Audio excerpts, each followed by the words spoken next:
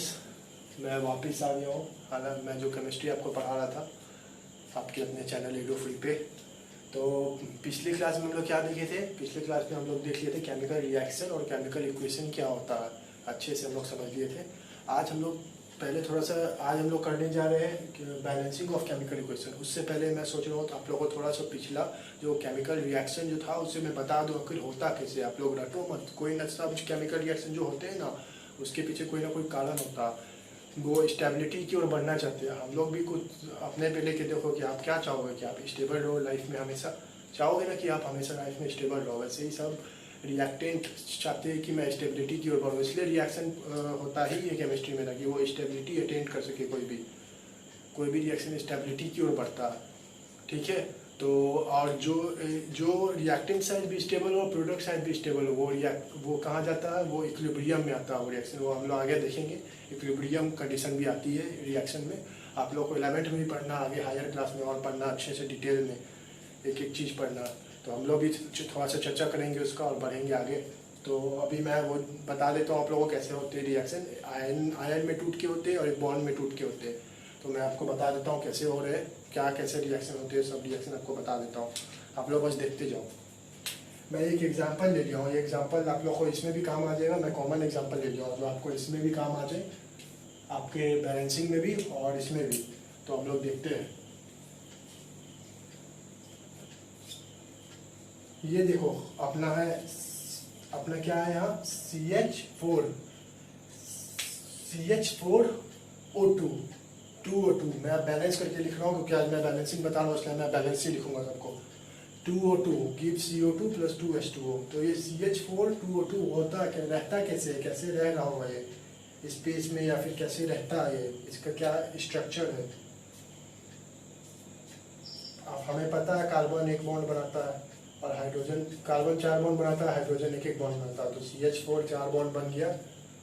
ये सब 9th में पढ़ना है और आगे 11th में वापस आप लोग फिर से पढ़ोगे। 9th में मैं पढ़ाऊँगा जब 9th, तो मैं सब कुछ बताऊँगा 9th में भी। हालांकि अभी मैं 10th स्टार्ट कर रहा हूँ क्योंकि 10th बोर्ड आने वाला था, इसलिए मैं 10th पहले स्टार्ट किया और बता रहा हूँ आप लोग को।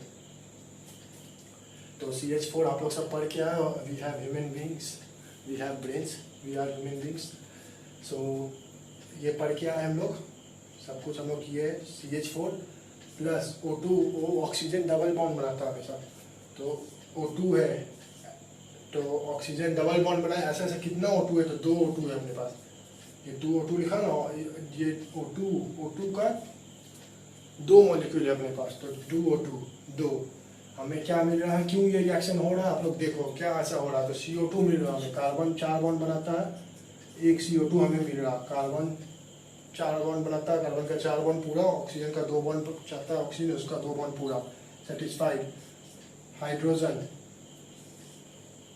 ऑक्सीजन, हाइड्रोजन 1 बॉन्ड बनाता है, ऑक्सीजन 2 बॉन्ड, इसका 2 मॉलिक्यूल हमें मिला, सेटिस्फाइड।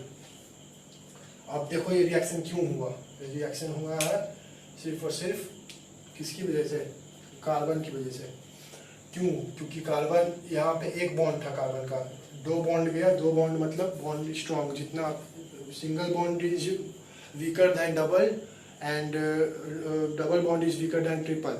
तो स्टेबिलिटी जो वीकर है उसकी स्टेबिलिटी क्या हुई? कम हुई, और जो स्ट्रॉन्गर उसकी स्टेबिलिटी ज़्यादा हुई, ज़्यादा देर स्टेबल रहेगा रिएक्शन में। तो ये टूट गया और कार्बन को अपना डबल बॉन्ड दिखा O के साथ, तो कार्बन डबल बॉन्ड बना लिया। और ये हाइड्रोजन, ये ऑक्सीजन का डबल बॉन्ड था, ये इसने भी डबल बॉन्ड बनाया, हाइड्रोजन अपना वाटर के साथ निकल गया बाहर। तो हमें ये CO2 + H2O मिल गया। CO2 गैस होके यहाँ बाहर निकल जाएगा इवॉल्व होके। तो ये हुआ आपको कौन सा रिएक्शन? ये हुआ आप लोग को बॉन्ड वाला रिएक्शन, ठीक है। ये हुआ अपना बॉन्ड वाला रिएक्शन। अब हम लोग देखेंगे अपना कौन सा रिएक्शन? हम लोग देखेंगे अब अपना आयन वाला रिएक्शन, ठीक है।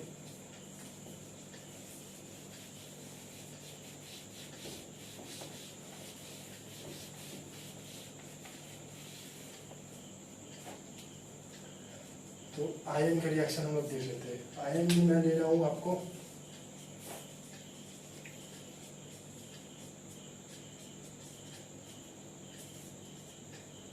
आगे। ये एक रिएक्शन का नाम दिया गया, आगे मैं पढ़ाऊंगा, आप लोग समझोगे धीरे धीरे। नाम दिया गया, लेकिन उसकी रिएक्शन की प्रॉपर्टी से आप दूसरा नाम भी देख सकते हो। जैसे कॉम्बिनेशन रिएक्शन को हम लोग सिंथेसिस रिएक्शन भी बोलते हैं, कॉम्बिनेशन रिएक्शन को। वैसे ही एक रिएक्शन को 2-3 नाम दिया जाता है। जैसे अभी ये आप इसको एसिड बेस्ड रिएक्शन भी बोल सकते हो, क्योंकि एसिड बेस्ड रिएक्ट होकर सॉल्ट बन रहा। तो इसमें acid generally acid based reaction ही जो होते हैं ना, वही हमारे आयनिक रिएक्शन होते हैं। और ये है अपना एसिड बेस्ड रिएक्शन। एसिड जो एक्वस मीडियम में है, तो ये क्या होगा, इसमें एक्वस मीडियम आया तो ये दोनों टूटेंगे आयंस में। Na+ ion, Na+ OH minus, H+ Cl minus, ये प्लस ये माइनस मिल जाएंगे, ये प्लस ये माइनस मिल जाएंगे, NaCl+H2O। अब ये रिएक्शन की वो आप लोग पूछोगे, तो ये रिएक्शन इसीलिए होगी कि हाँ हमें सॉल्ट मिल रहा है, जो सॉल्ट प्रेसिपिटेट डाउन हो जाएगा। ये सॉल्ट हमें मिल रहा है, इसलिए ये रिएक्शन आगे प्रोसीड हुआ। ऐसे ही सब रिएक्शन होते हैं। आप लोग धीरे धीरे सीखोगे, प्रैक्टिस करोगे, समझोगे, लॉजिक लाओगे, और हायर क्लास में जाओगे और बेसिक कमांड करोगे और अच्छे से सीखोगे। आप लोग BSc करना चाहो फिजिक्स में, MSc करना चाहो केमिस्ट्री में, तो आप लोग करोगे तो और अच्छे से सीखोगे सब कुछ। तो ये हो गया आप लोग का ये रिएक्शन कंप्लीट। अब मैं जो इसका एग्जांपल था जो मैंने रब कर दिया, उसे मैं वापस लिख देता हूँ। वो रिएक्शन अपना था CH4 + O2 gives CO2 + H2O। ठीक है, यही था ना, यही रिएक्शन था। तो अब हम लोग पढ़ते हैं बैलेंसिंग ऑफ केमिकल इक्वेशन। तो बैलेंसिंग ऑफ केमिकल इक्वेशन का पहले आप लोग डेफिनेशन देख लो, क्या बोलता है डेफिनेशन बोलता है equation is balance, an equation is said to be balanced or is balanced when same number of each element is represented on the reactant side as well as on the product side. Equation must be balanced in such a way that it can accurately reflect the law of conservation of mass. Law of conservation of mass को ये जताए, ये show करे कि हाँ law of conservation of mass हो रहा है। Law of conservation of mass क्या होता है कि मास तो क्रिएट होता नहीं है, तो बहुत mass neither be created not be destroyed.